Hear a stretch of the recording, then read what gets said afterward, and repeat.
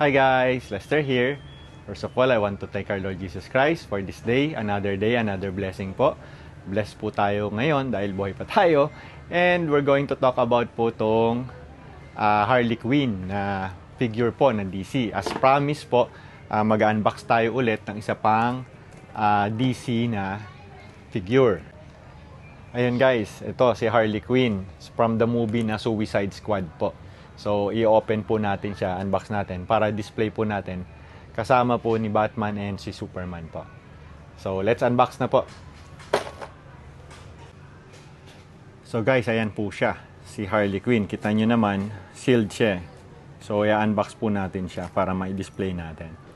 So, ayan po yung kasama niya. May stand, meron siyang baseball bat, yung kanyang hammer, extra head po, and mga kamay, and meron siyang weapon, yung baril niya, and yung pong sa fist na nilalagay na bakal. Ayan po. So let's open na po.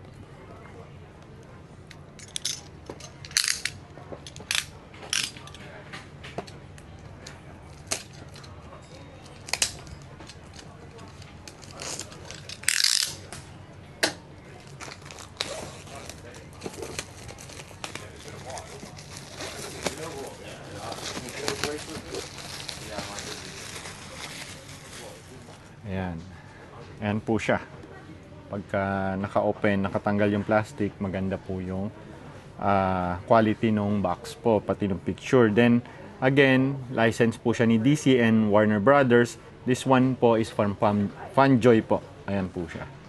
So, open na po natin. Ayan po siya.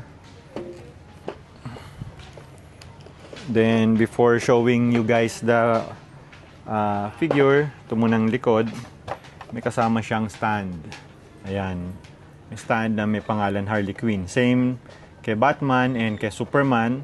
Ayan, may stand siya. So, nasa inyo na kung gusto nyong gamitin yung stand or hindi, kasi tumatayo naman siya mag-isa.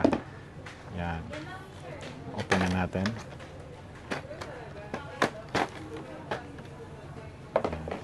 Ayan po, si Harley Quinn. Ayan, may kasama siyang extra head. May extra head siya. Meron siyang mga weapons. Yung kanyang Magnum 44. Yung baseball bat. Then yung sa ano niya po, sa wrist niya na nilalagay. Ayan po. And also tong parang hammer niya. Kasama. And extra hands po.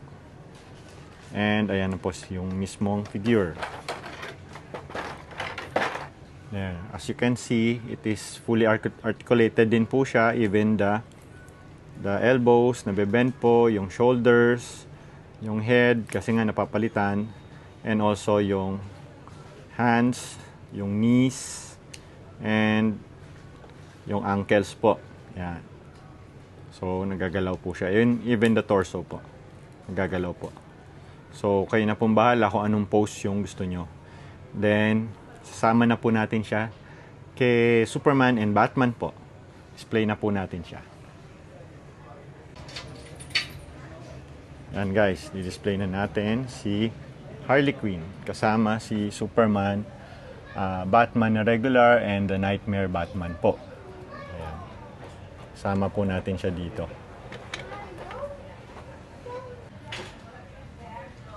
Yan guys, naka-display na si Harley Quinn together with Superman, Batman Nightmare, and also the Batman regular. Yan guys, thank you for watching. Please like and subscribe at my channel sa YouTube po, and also follow me at TikTok. Bye!